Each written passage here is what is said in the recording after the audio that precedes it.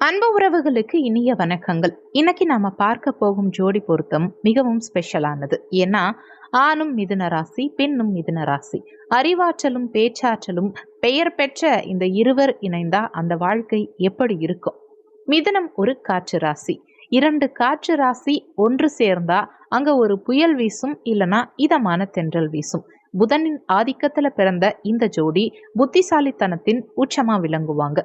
இவங்க குணநலன்கள்னு பார்க்கும்போது பொதுவா இருவருமே புத்திசாலிகள். மிக வேகமா செயல்படுவாங்க. எதையும் வித்தியாசமா சிந்திப்பவர்களா இருப்பாங்க. இவங்க கிட்ட பேச்சாற்றல் அபாரமா இருக்கும். மிதுன ராசி ஆன பொறுத்த வரைக்கும் இவங்க கலகலப்பானவங்களா இருப்பாங்க. எதையும் ஆராய்ந்து பார்ப்பாங்க. புதிய விஷயங்களை கத்துக்கிறதுல ஆர்வம் காட்டுவாங்க. மிதுன ராசி பெண்ணை பொறுத்த வரைக்கும் இவங்க சுயமரியாதை அதிகம் கொண்டவர்களா இருப்பாங்க. எதையும் வெளிப்படையா பேச விரும்புவாங்க. மரியாதைய எதிர்பார்ப்பாங்க. காதல் வாழ்க்கையை பொறுத்த வரைக்கும் இவங்க காதல் வெறும் உணர்ச்சிகளால் ஆனது மட்டும் இல்லாம அறிவால் ஆனதா இருக்கும். மணிக்கணக்கா பேசிக்கிட்டே இருப்பாங்க. உலக அரசியல்ல இருந்து சினிமா வரைக்கும் சகலத்தையும் அலசுவாங்க.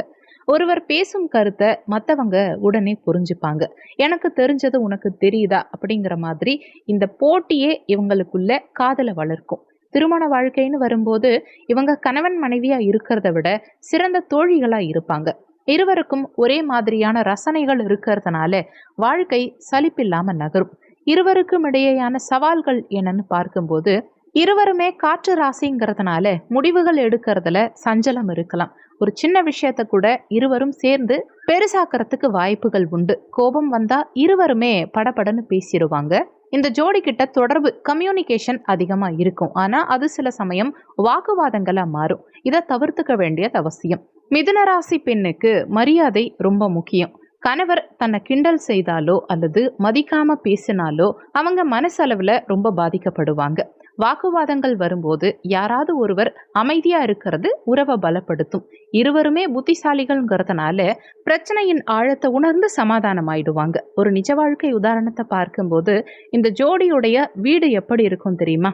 ஒரு டிவி நியூஸ் சேனல் டிபேட் நடக்கிற மாதிரியே இருக்கும். கணவர் ஒரு விஷயத்த சொன்னா மனைவி அதுக்கு 10 பாயிண்ட்ஸ் எடுத்து வைப்பாங்க. 2 பேரோட பேச்சும் வேகமா இருக்கும். ஆனா கடைசியில நம்ம ஏன் இவ்வளோ பேசுறோம்னு நினைச்சு 2 பேருமே சிரிச்சுப்பாங்க.